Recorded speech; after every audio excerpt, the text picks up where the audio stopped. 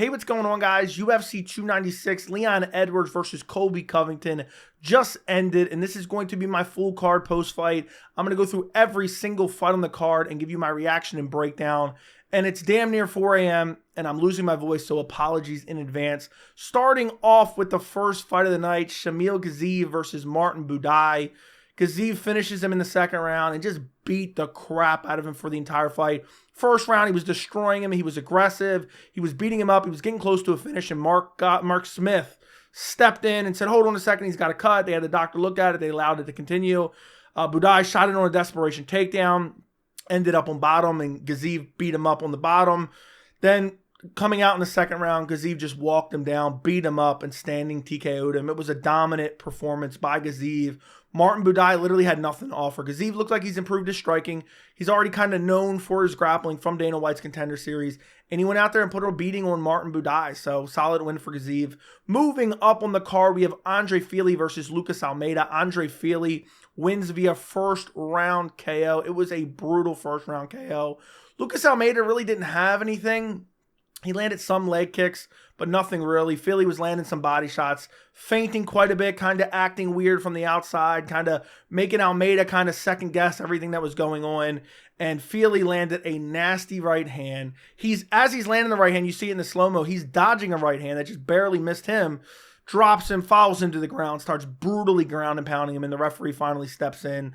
Fili won this. The entire time he was winning the fight. I mean, he won this pretty dominantly. He was winning before the KO, then gets the KO and gets a dominant finish in the first round. Solid win. Lucas Almeida, not really all that great. You know, I think he got ragdolled by Pat Sabatini in his last fight. But overall, Fili went out there, showed his well-roundedness, showed his striking ability, showed his power, showed his aggressiveness, and beat up the body and eventually found that kill shot in the first round. Solid win for Andre Fili. Moving up on the card, Tagir Ulanbekov versus Cody Durden.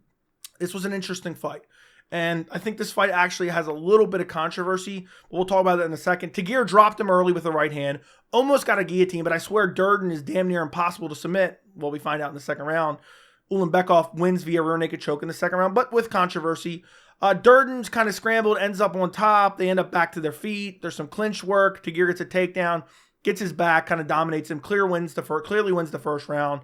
Then the second round, Durden pressuring some more. Durden was smaller than Tagir as well. I noticed that from the second the fight started. Durden started pressing him against the fence. Tagir gets a takedown. Durden's throwing shots on the bottom. Eventually, Durden tries to get up, gives up his back. Durden ends up standing up with Tagir on his back. So Tagir's constantly looking to set up rear naked chokes, and Durden's defending, and there's a couple times where it's close, and a couple submissions overall throughout this fight were close for Tagir.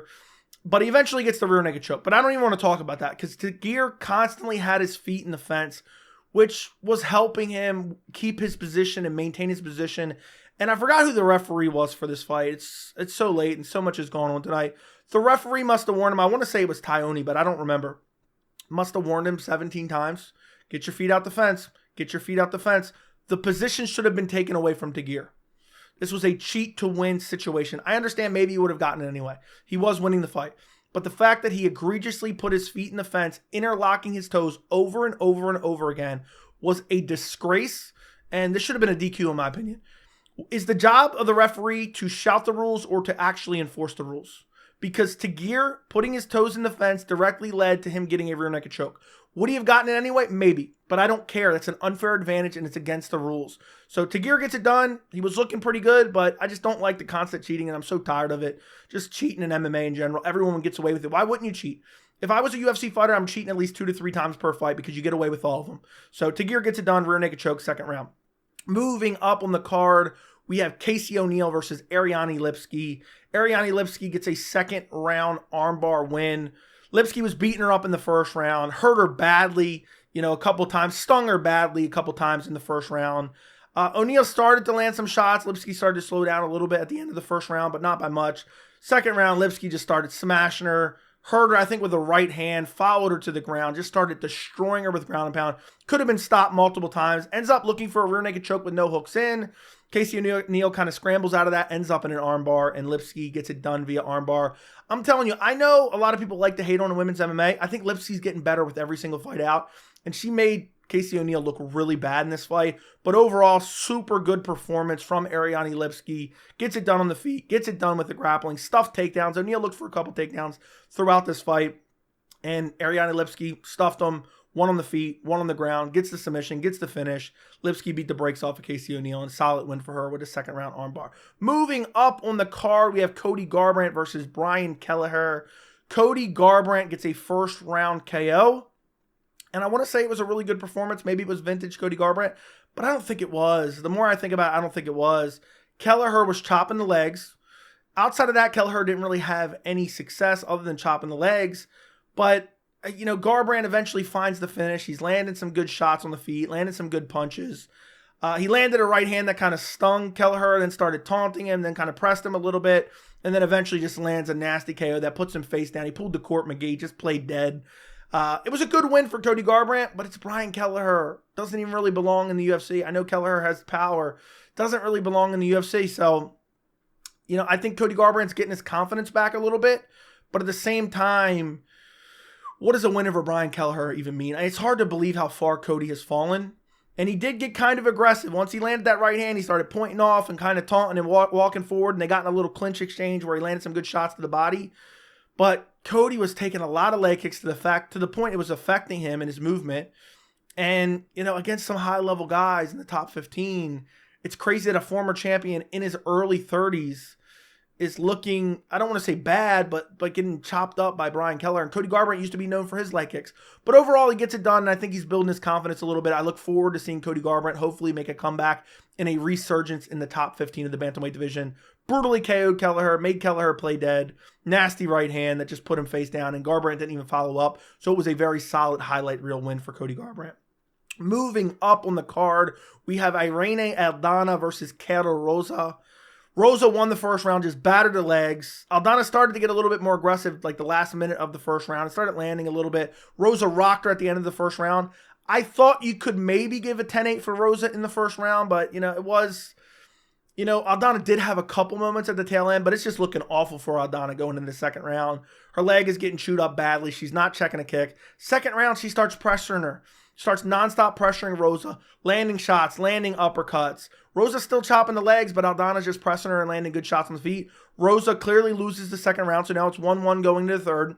Third, Rosa comes out. Starts to look good early. Starts to really realize, okay, I have to win this round. I got busted up pretty bad in the second round. Starts chopping the legs, but then Aldana starts just smashing her with uppercuts and good shots on the feet and hurting her and stinging her on the feet.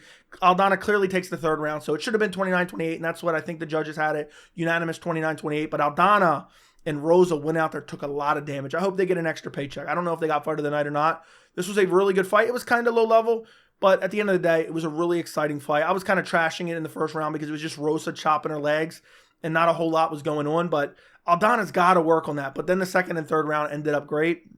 But Aldana's got to learn how to check a kick. How long has she been fighting? She doesn't know how to check a single leg kick. She didn't check a single leg kick in this fight, but she wins the second and third round with pure guts and tenacity and gets the win. Moving up on the card, we have Alonzo Menifield versus Dustin Jacoby. Alonzo Menifield gets it done via 29-28 decision.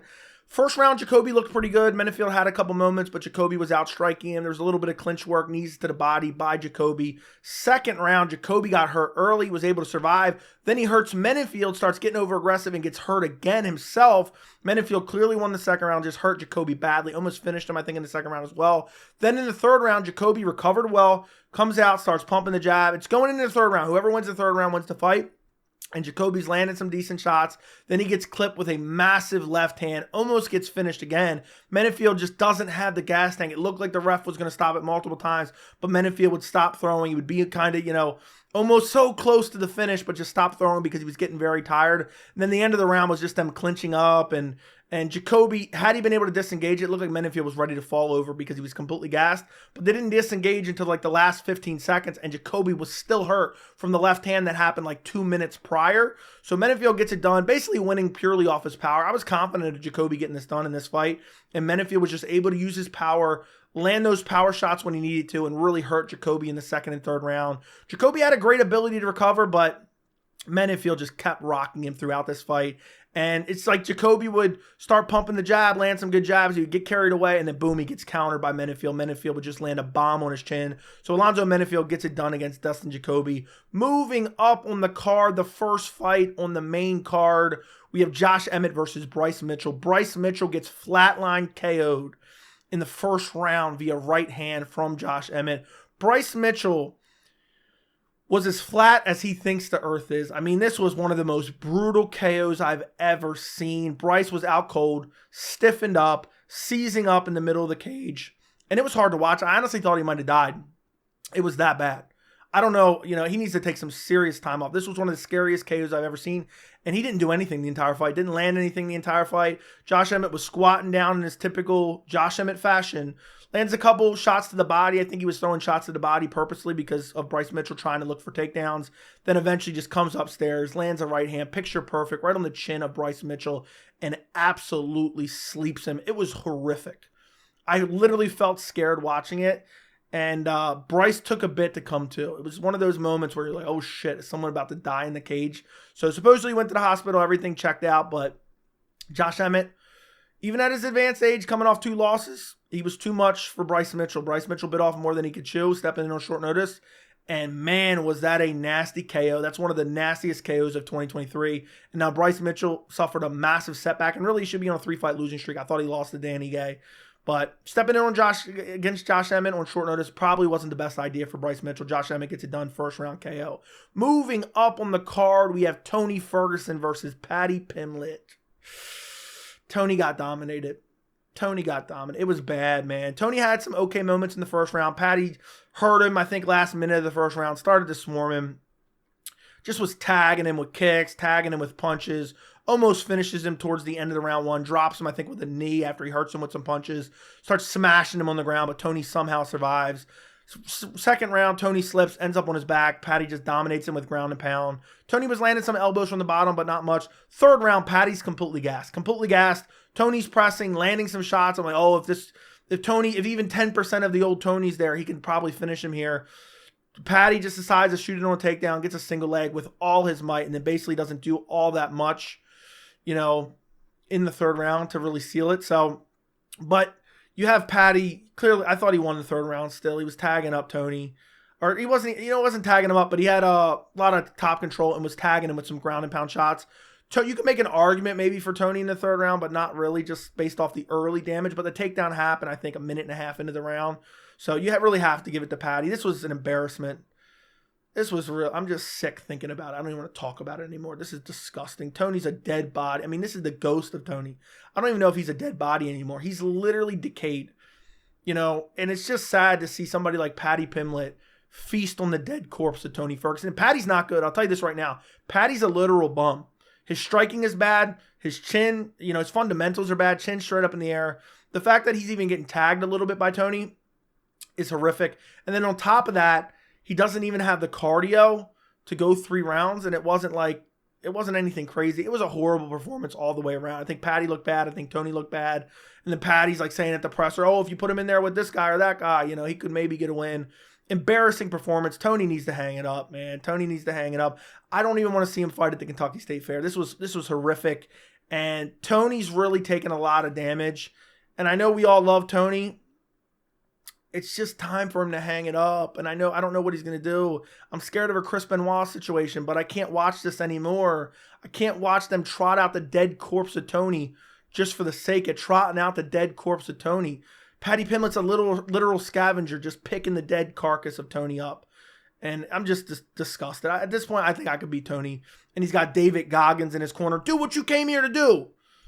Like, shut up. Shut up, dude. This was horrific. I'm embarrassed that I even watched it. It ruined the whole card for me, to be quite honest. It was an embarrassing performance by Tony and by Paddy. So, moving up on the card, Shavkat Rakhmonov versus Stephen Wonderboy Thompson. Shavkat gets it done via second round rear naked choke. I saw a lot of people kind of shitting on this a bit. I didn't think it was that bad of a performance. Shavkat clinched early, couldn't get a takedown, landed some shots in the clinch, had Wonderboy on like one leg for a second, landed some right hands, landed some knees in the clinch. Wonderboy ended up disengaging at the end of the first and landed a couple kicks to the body and some side kicks and whatnot. But the first round was clearly Shavkat. Second round, Shavkat got a takedown early.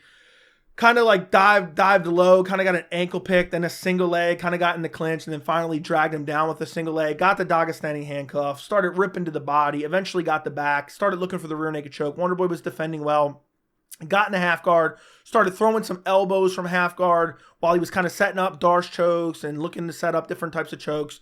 Eventually, Wonderboy kind of ends up in like a sprawl position, front headlock position. Shavkat transitions to the back, locks up a rear naked choke, had no hooks. You couldn't even see how tight it was. I don't know if it was a neck crank, maybe.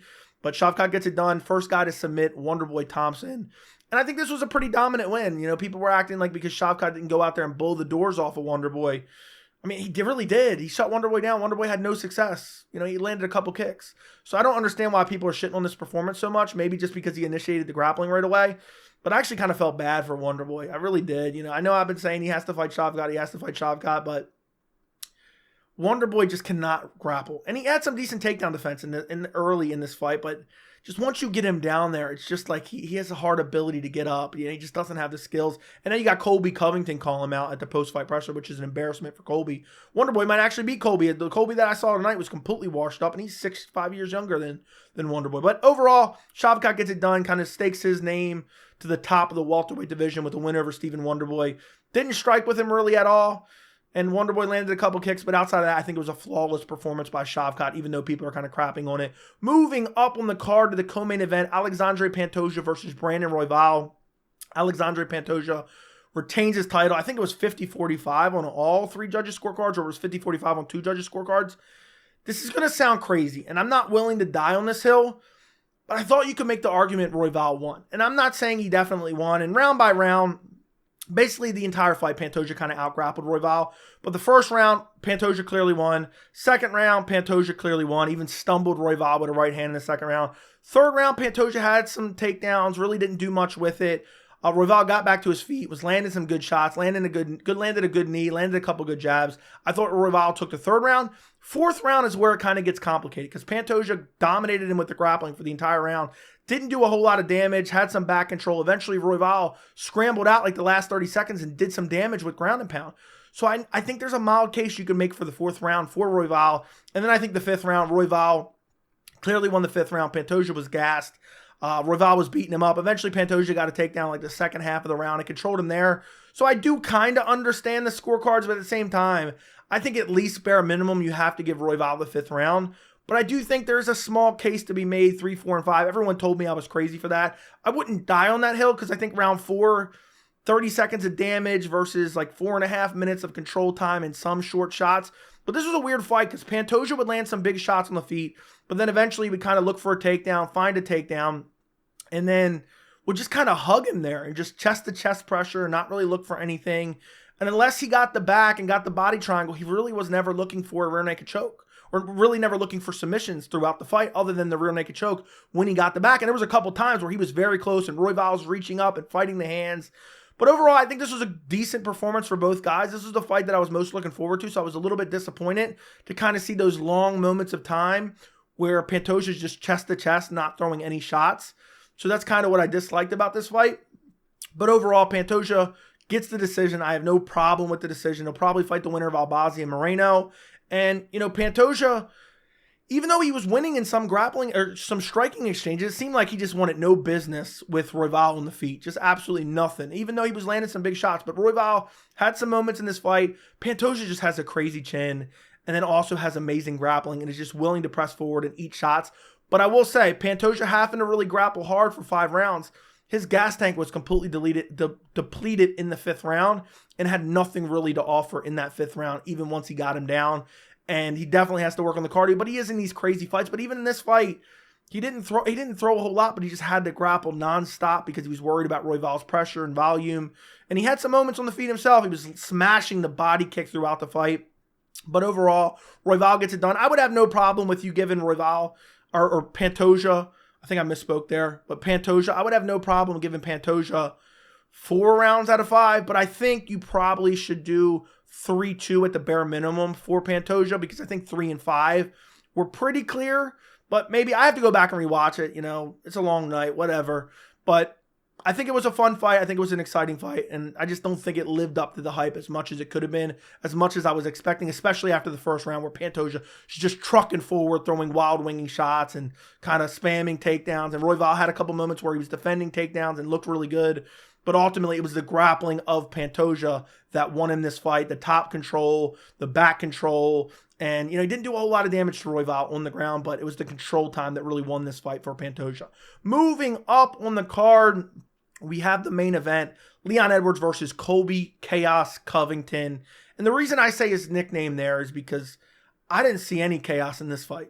I mean, I saw nothing. Leon Edwards defends his title via 49-46 decision. I think you could even do 50-45. This was a dominant performance by Leon Edwards, and this was an embarrassment of a performance by Colby Covington.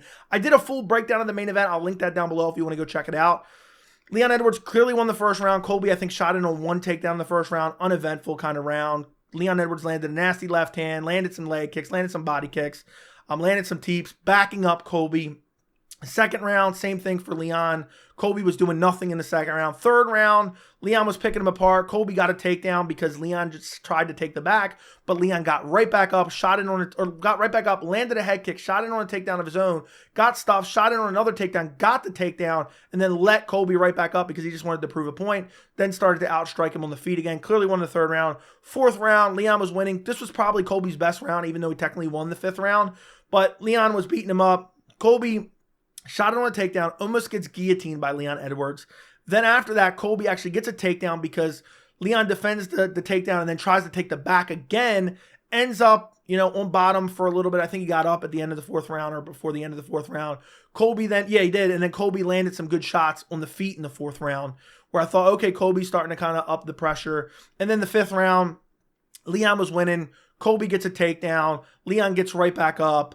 Then kind of ragdolls Colby to the ground, gets his back, but Colby reverses it. And then Leon is kind of falling over the top of Colby Covington because he had his back. And Leon almost locks up a triangle, then ends up on bottom, and then Colby basically does no damage on top. I thought the fifth round, can go to Colby just because he had top position, but he didn't really do any damage. And Leon almost had that triangle, and then he did land some good shots like the first 30 seconds of the fifth round, if I'm not mistaken. But either way, it's a clear 4-1 for Leon Edwards, even though you could make the case for 5-0.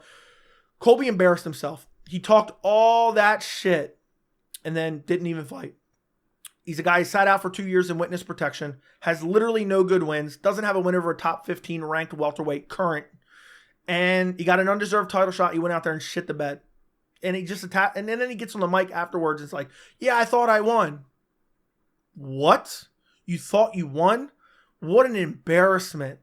And then, Rogan's asking him questions and kind of helping him make excuses. And he's just spitting out political propaganda and, just being a Donald Trump sycophant. And I said this in my other breakdown, like sucking off Donald Trump, being his Monica Lewinsky doesn't earn points on the judges' scorecards. He says, I don't got a scratch on me. He's literally bleeding from his nose. Leon busted up the legs, busted up the body, punched him in the face, and dominated him. Would I like to see Leon go for a finish a little bit more? Sure. But he dominated him. Bell to bell. Out-clinched him, outworked him in the clinch, out-wrestled him, shucked Colby off when Colby did get on top of him because Leon tried to take his back and out-grapple him a bit. Almost had a submission twice. So, Leon has no holes in his game, and Colby didn't really try to fight. I know people are going to say Colby's old and he's slow, and he did look slow, and he is old.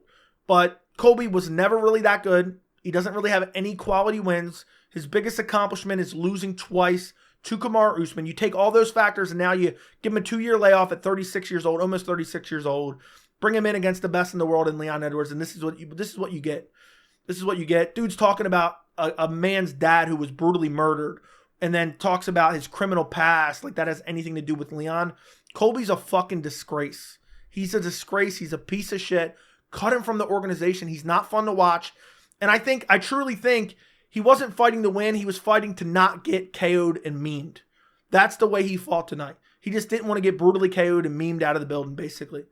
Crowd was booing. Nobody enjoyed the performance. Honestly, Dricus du Plessis versus Sean Strickland was a better fight than the performance Colby Covington put on. Leon Edwards dominated him. Colby, had he fought a little bit better and did more pressure volume and stuff like that and wrestling, I think it would have been a much more exciting fight, but I think Leon Edwards would have clearly won and maybe even gotten the finish. But Colby wasn't willing to take any risk because he didn't want to get KO'd. So meanwhile, he gets his leg chopped, he gets his body abused, and he gets punched in the face over and over and over again. And Leon just dominated him basically from start to finish and embarrassed Colby Covington tonight and just dashed all hopes for Colby Covington to ever fight for a title again. And all the Colby Covington lovers who say, oh, Colby's going to go out there and ragdoll Leon. We waited, what was it, March when Leon fought Usman for the third time? Now it's the second. We waited 9 months to watch Colby come out and not fight. He's too old, he's too slow, and he was never that good, even in his prime. You know, he's just a wrestler guy with stamina. That's it. You know, he doesn't have any good wins. We'll stop hyping this dude up off of losses to Kamaru Usman. I'll end the video with this. We have to stop elevating people off of losses. That is something I have said time and time again since the beginning of my channel. You can't elevate fighters off of losses. And that's what people did. You look at Colby Covington's career. Everyone said, oh, close fights with Usman. Close fights with Usman. The thing I love about this fight, and you can see how tired I am. I'm misspeaking. The thing I loved about this fight is there was no controversy. It was clear cut.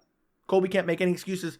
I know he said he thought he won. If he thought he won, he's delusional. You know, I think Leon Edwards beat him up pretty badly, sent him to the 7th layer of hair.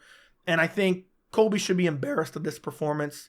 And to be honest, I never want to see him fight again. Dude's a disgrace to MMA. And he's basically the Uncle Rico of the welterweight division. He's talking about wins from 2018. They're pulling up wins from 2018 in Colby's highlight reel package. That's what an embarrassment of a fighter this guy is. And we waited 9 months for this when we could have seen Bilal or Shavkat actually come out and try to win. So Colby's a disgrace. Cut him from the organization. Dude's a bum. Dude embarrassed himself. And he's done. He's 36 years old. He looks slow. He looked old, but he was never that good anyway. Leon Edwards is in his prime and absolutely picked him apart. Let me know what you guys think down in the comments. Don't forget to like the video. Don't forget to subscribe. And thank you so much for watching.